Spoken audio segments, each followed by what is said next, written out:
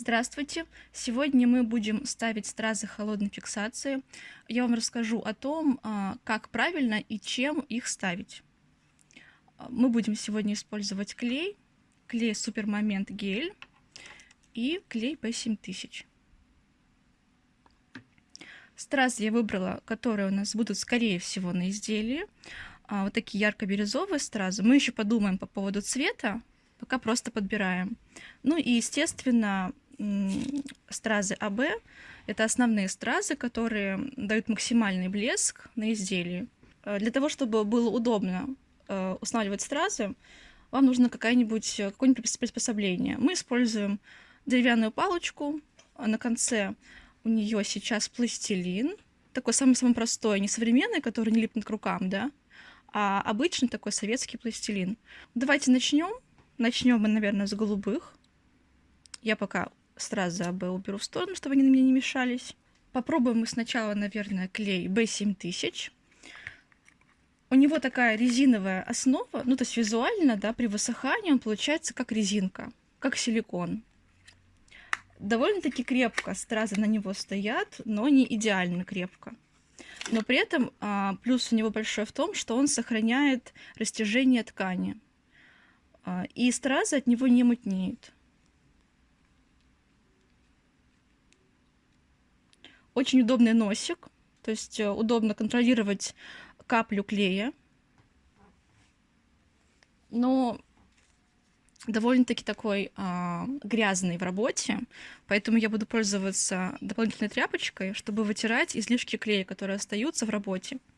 Чтобы стразина встала хорошо, крепко, да, и чтобы клей лишний не вылез, лучше всего поставить побольше точек, примерно 20. Это средняя цифра, можно и больше, зависит от того, какой скоростью вы работаете.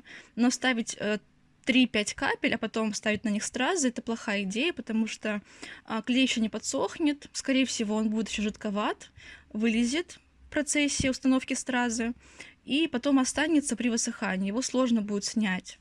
Поэтому хотя бы 20.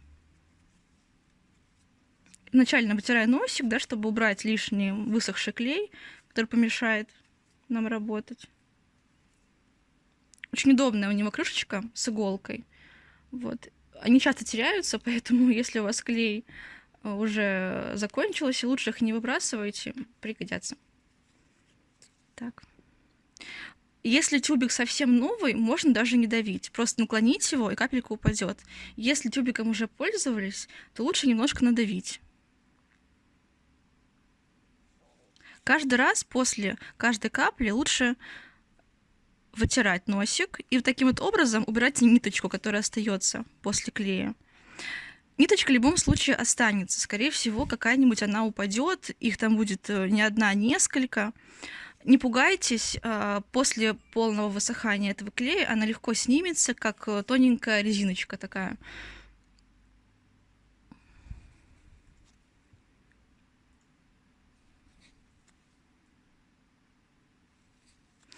Я думаю, что внимание обратили на то, что я это делаю не на деревянном столе. У меня есть подложка из ткани. Можно взять любую натуральную ткань, максимально плотную, без ворса, для того, чтобы лишний клей впитался в эту ткань. То есть не советую вам делать это на пластике, либо на дереве, потому что дерево не впитывает, как и пластик, и лишний клей может остаться на изнанке ткани, и потом вылезти, будет не очень симпатично. Поэтому лучше всего подложить какую-то ткань. Пока я тут говорю, рассказываю, клей немножко подсыхает, поэтому я поставлю не 20, да, точек, как я вам посоветовала, а ну сколько-то вот, что получился такой шахматный ряд.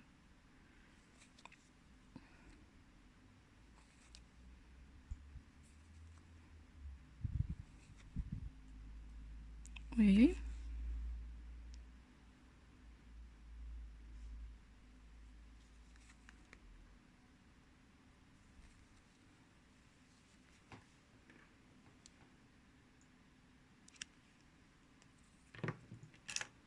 Ну, первый верхний ряд у меня уже подсох, поэтому начну работу.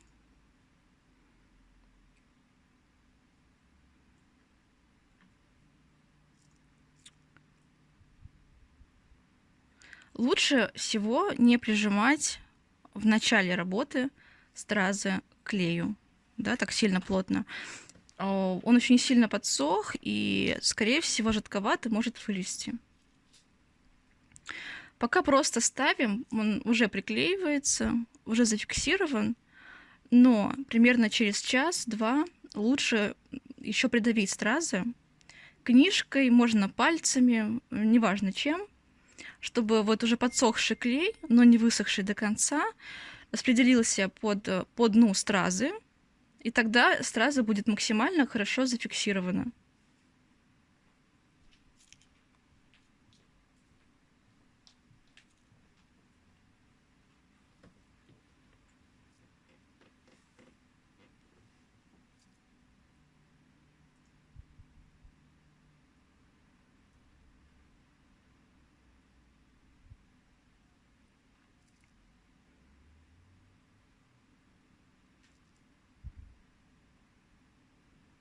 Не ставьте очень маленьких точек, но больших тоже ставить не нужно.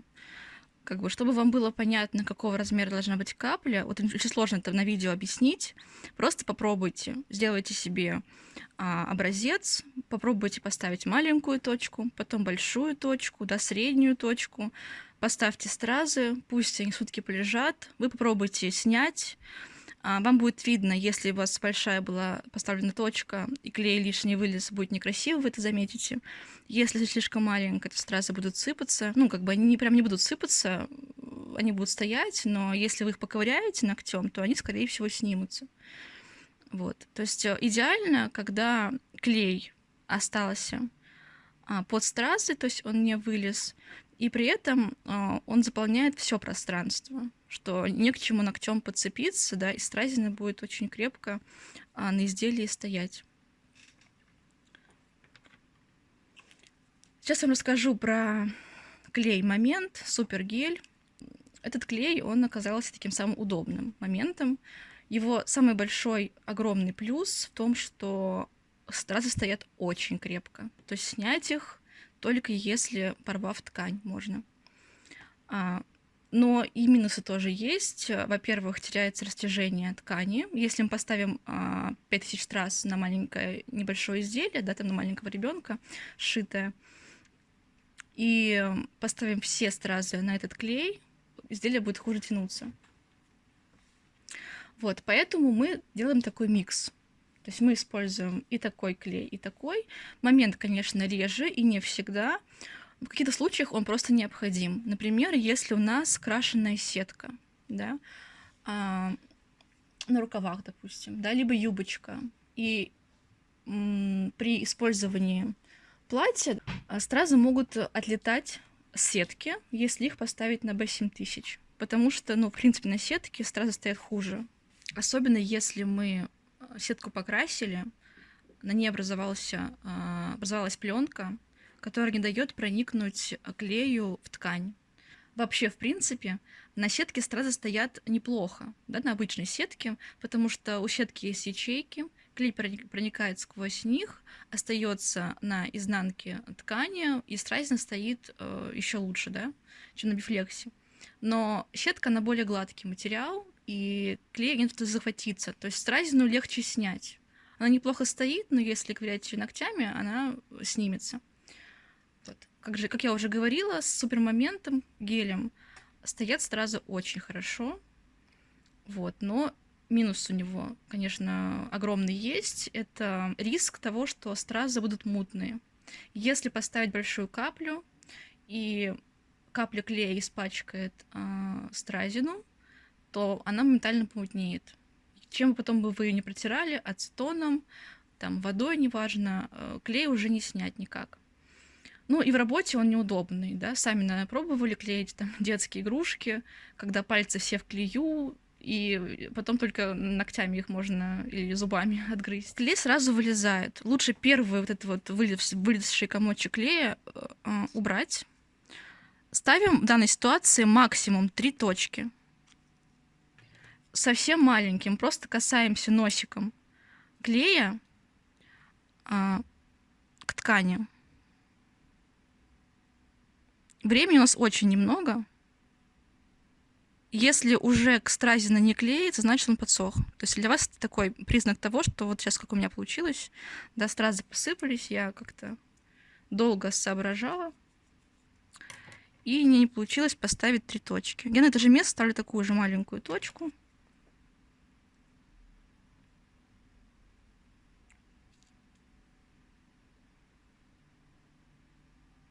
Вот. Он высыхает очень быстро, поэтому если мы спешим изделие уже использовать, да, допустим, к вечеру, то, в принципе, это возможно, потому что буквально уже сейчас я могу попробовать, и все будет крепко стоять.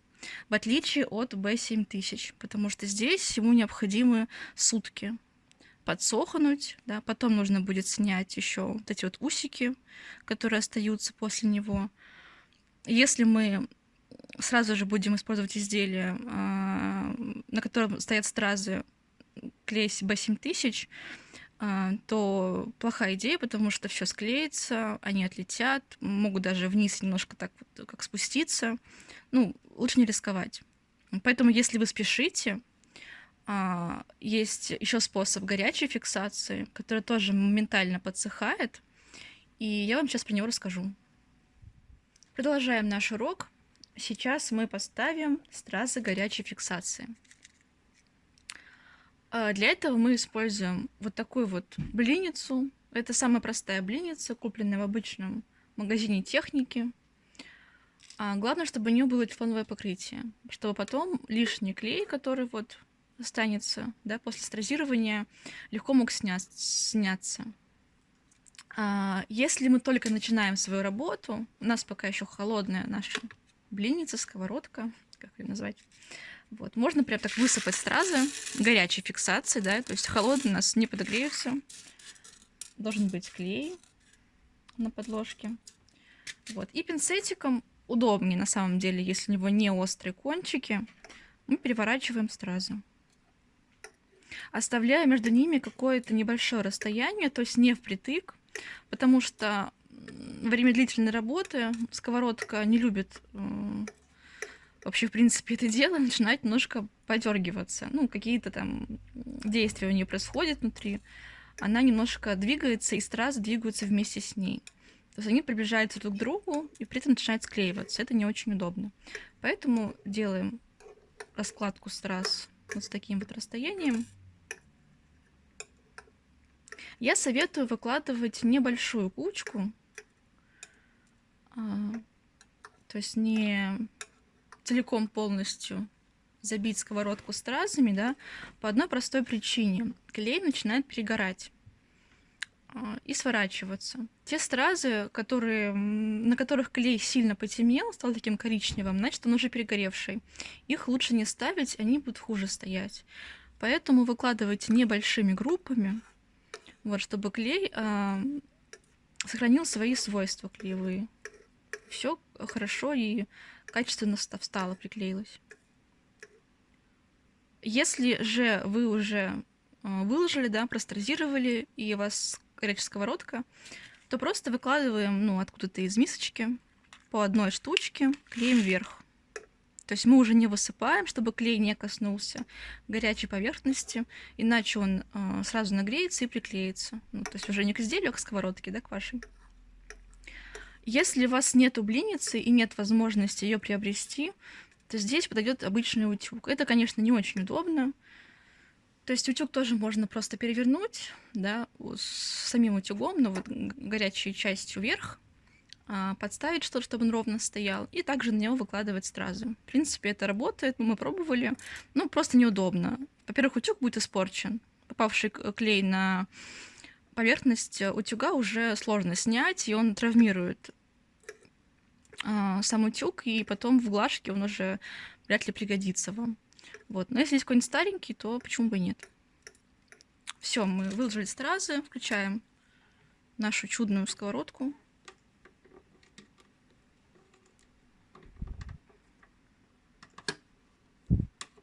И ждем, пока не нагреются. Это сразу будет заметно, потому что вот эта клеевая поверхность, она станет такая очень глянцевая, блестящая и надутая. как пузырик. Вот. Если это так случилось, то значит уже можно с ними работать. Бывает такое, что стразы не очень качественные. К сожалению, такое случается. У всех производителей такое бывает, что пришли стразы, а клей очень сильно быстро снимается с стразы. Их лучше не ставить на горячей фиксации, а оставить в стороне и потом приклеить на холодный. Потому что если клей снялся, так свернулся, знаете, трубочкой по стразине, то поверхность приклеивания к изделию уже уменьшается, и он также легко снимется потом уже с платья. Вот, поэтому такие стразы сразу снимать, в сторону их отложить и уже ставить на холодный. К сожалению, придется подождать буквально пару минут, пока клей нагреется. Так что ждем. Пока мы ждем, я вам еще расскажу, что мы еще используем в работе для удобства. Вот такая вот иголка, как она называется неправильно? Цыганская иголка. Я такое слышала название, но не уверена, что оно правильное. Любая иголка большого размера, да, шило чтобы... Да, либо шило, чтобы стразину. Сейчас я покажу, как это будет работать, но пока только расскажу. Приклеилась, мы ее выложили на изделие и легко сняли. Снять можно либо пинцетом обратной стороны, то есть таким вот действием. Как бы мы, получается, закрепляем, давим на стразину и вытаскиваем иголку уже без нее. Либо же фломастер удобно, потому что у него есть такое углубление задней стороны. Если стразина подходящего размера, допустим, 20-го, да, и она не упала в это углубление, а именно закрепилась хорошо, то это удобно. Ну, это ваш выбор, как хотите, любой, там, хоть пальцем, но просто больно будет. Поэтому чем-то жестким, можно деревяшек какой-то, можно, там, не знаю, чем-то любым, чем будет удобно вам надавить. Палочка для суши. Палочка для суши, да, спасибо. Вот такая сторона, только не узкая, а вот именно широкая сторона. Так, как раз пока я вам рассказывала, у нас почти приготовилось. Мы просто иголочкой подцепляем, выкладываем, надавливаем пальцем. Чем лучше давим, тем крепче стразина стоит. Поэтому не боимся сделать себе немножко неприятно. Конечно, палец немножко устает с непривычки, но потом привыкаешь. Зимой хорошо тепло, греет сковородка. Классно. Вот. И вот таким вот простым движением, пока мы держим стразину этим пальцем, да, чтобы она крепче, как бы клей подсох уже на ткани, мы берем другую. И получается довольно-таки быстро работать. Но не забываем, что клей, да, быстро подсыхает, что я уже сказала. И поэтому, если мы клеим на чем-то таком, сразу нужно оторвать. Если мы это сделаем в конце, потом очень сложно будет это сделать. То есть после каждых там 5-6, максимум 10 раз лучше снимать с ткани и накладывать ее обратно. Либо фланель можно использовать. Да, спасибо. Если мы берем фланель, большой еще плюс ее в том, что как раз-таки эти ворсинки, которые мешали нам в работе с холодным клеем, ну, с холодной фиксацией, здесь, наоборот, помогают. То есть вот эти вот ворсинки от фланели, они остаются на изнанке изделия, да, и еще лучше закрепляют стразину.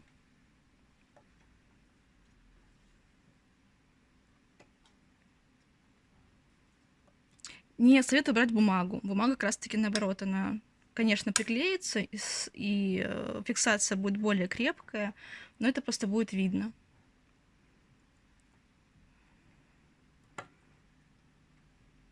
Гладкую поверхность тоже нежелательно брать. Заусенцы могут тело потом царапать, когда клей застывает. Да. Так что используйте либо фланель, либо гладкую ткань. И то подходит. Вот. Но если гладкая совсем, типа пластика, то клей не впитается, ему некуда впитаться, он останется, опять же, на изнанке изделия, да, и будет царапать ребенку кожу. Ну, просто им будет неприятно и некомфортно поступать в изделии. Вот такой вот нехитрый способ мы используем. Если вы все-таки в использовании этого способа, да, вы поняли, что у вас на изнанке ткани остался клей такой жесткий, и он царапает, да, некомфортно, что можно с этим сделать? Можно разложить наше изделие на изнанку лицом, взять фланель, да, ткань, которая сделает изнанку более мягкой, комфортной, И уже утюгом, поставив его заранее на двойку, чтобы, не дай бог, ничего не сжечь, не испортить, закрепить стразы дополнительно, да, как плюс, и еще убрать этот вот клеевой царапающий слой. Утюг мы ставим на какую-то группу страз. Каждые 20 секунд мы даем пар, и так делаем в течение 2 минут на каждом участке.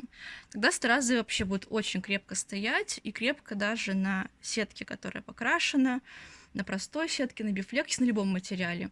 Единственное «но» — это бархат. Бархат очень боится пара, утюга, потому что у него есть ворс, который может прижаться и сделаться просто некрасивым. То есть ворс прижмется, останется пятнышко. Даже дырочки от утюга, которые в утюге есть, тоже могут быть заметны потом на бархате. То есть если бархат, с ним аккуратней. Просто стараться не сильно пользоваться утюгом, да, только такими подобными способами фиксациями, холодным, горячим. Вот если это сетка или бифлекс, то, пожалуйста, утюг нам только в помощь. Продолжаем наш урок. Хотела с вами поделиться таким очень простым и весьма действенным способом декорирования и замены стразом. Это глиттер. Да? Глиттерные точки, я думаю, все про них слышали, знали, знают и видели. В каком случае они уместны? То есть если мы везде-везде их поставим, будет такая туманка, а не купальник. Это уместно и смотрится здорово, если нам нужно сделать переход цвета, более плотное стразирование в местах, где ткань покрасить просто невозможно качественно. Допустим, у нас бежевая сетка, да, если красить ее в голубой цвет, как низкие у нас рукава, такие более темные, да, тут явно что-то голубое присутствует. Тут видно, что это не ткань голубая, но голубые фрагменты яркие, они здесь есть. Мы добивались это с помощью страз, ну и глиттера. Сейчас вам расскажу более подробно. Так, если мы покрасим сетку бежевую в голубой цвет, получится зелень. Такой зеленый оттенок некрасивый. В принципе, красить сетку бежевую в цветное невозможно получить красивый цвет. Даже если мы делаем это аэрографом, все равно оттенок бежевый будет проскакивать, пробиваться сквозь цвет. Вот поэтому в данной ситуации мы сделали как? Мы простразировали края рукава, ну сделаем, да, простразируем края рукава, и можно либо взять стразы разного размера, даже можно разного оттенка, темнее, слегка светлее, чтобы было интересные какие-то такие переходы, переливы. Вот. Но ставить на сетку 12 стразы, а то 10 шестерки, да, чтобы был вообще красивый такой переход, это рискованно, потому что они просто снимутся. У них слишком маленькая поверхность, и клея будет очень мало, и стразина легко отлетит от любого прикосновения. Оставить на момент гель вообще риск, потому что поставить такую мизерную точку клеевую очень сложно. И в любом случае ошибетесь и где-нибудь испачкаете ткань. Вот, поэтому мы заменяем вот такие вот маленькие стразы глиттером. Это удобно, быстро. Его несложно приобрести в магазине. Особенно мне нравится для таких целей глиттер Марабу, потому что у него есть цвет. То есть он не прозрачный с блестками, а цветной. Здесь нет никаких особых хитростей. Мы просто заранее проверяем, чтобы глиттер шел не слишком мобильно. Прочищаем иголочкой, если, скажем, подсох. И первые мазки лучше сделать в каком-то тесте, да, и уже продолжать на изделии. Главное поторопиться, потому что если мы будем медлить, слишком много клея вылезет на один участок, ну и будет не очень красиво. Поэтому такими вот быстрыми движениями, просто прикасаясь, я сильно не давлю на тюбик, слегка надавливаю, особенно если чувствую, что совсем мало глиттера выходит. Чем чаще мы поставим, тем больше этот переход такой дымный, так я его называю, но мне кажется, это максимально отображает слово эффект, который получается. То есть и на нет выводим, да, уже на сетку вверх, добавляя, допустим, и би-стразы, то есть уже не цветные, а либо прозрачные, либо светлые.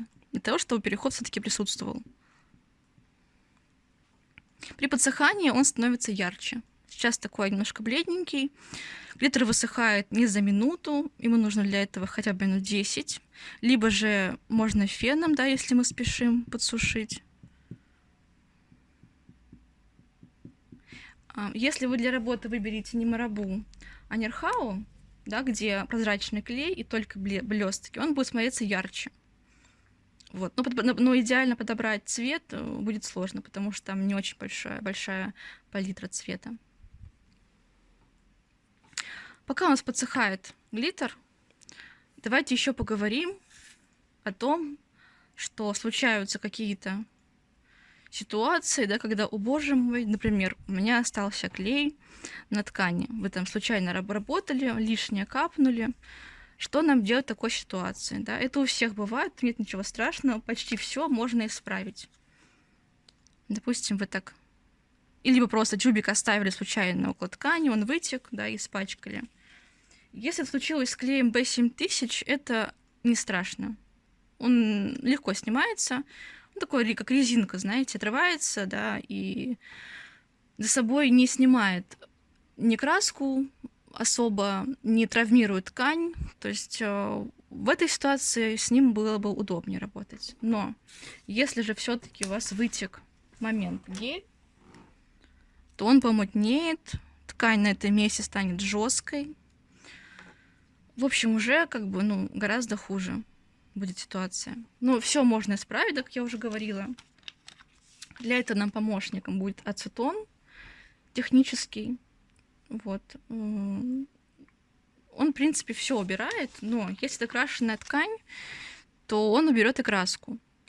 Поэтому попробуйте сначала убрать пинцетиком. То есть такой клей, который B7000, да, при подсыхании, он как резинка становится. Я уже это, наверное, раз 5 сказала, извините. Но это так, и он легко снимается пинцетом. То есть нужно, главное, его подцепить хорошо и аккуратненько стянуть. Мне пока он еще не подсох, поэтому мне сложно вам показать. Вот, то есть мы просто подцепляем и снимаем. При этом и краска, скорее всего, останется на месте, и ткань не станет травмированной, и все будет в порядке. Да, с моментом геля, опять же, немножко сложнее. Он тоже не подсох, к сожалению. Где мне сейчас найти такое место?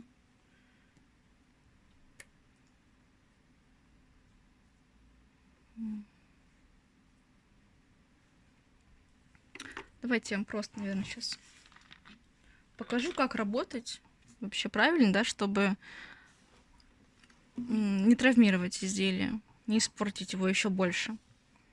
А лучше всего орудовать ватной палочкой, да, чем-то маленьким. То есть нужно быть аккуратным.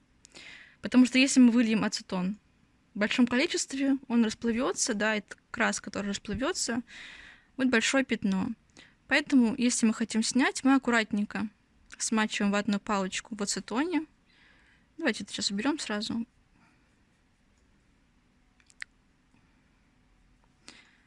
Натягиваем. И стараемся снять клей. Ацетон в любом случае немножко расплывется, потому что это жидкость, да? В таком случае края ацетона лучше сразу как бы втирать в ткань, чтобы не было такого ровного края. Тогда, если краска и снимется, то равномерно, по крайней мере, да? Но это в случае, опять же, клея, момента геля, который плохо снимается. Вот верхний слой мы сняли, мы ждем, пока подсохнет ацетон, и потом уже, используя меньше ацетона, стараемся снять. Если мы говорим об ацетоне и окрашенной сетке, то, скорее всего, в любом случае останется пятнышко. Краска снимется, ацетон, он снимает краску только так. Вот, поэтому тут уже рискуем, да, либо же закрываем пятно, которое получилось у нас от клея, большой стразиной, каким-то дополнительным декором, аппликацией. То есть уже стараемся найти другой выход в данной ситуации. Момент гель снять реально, но сложно. То есть вам придется прям так потереть. не одним мазком раз и сняли, а в течение какого-то времени. Вот, но он смягчается, и даже потом уже пинцетиком, если он смягчился, можно подцепить, пробовать его снять. Вот. Ну, лучше всего, конечно, не косячить и все сделать качественно, не торопиться.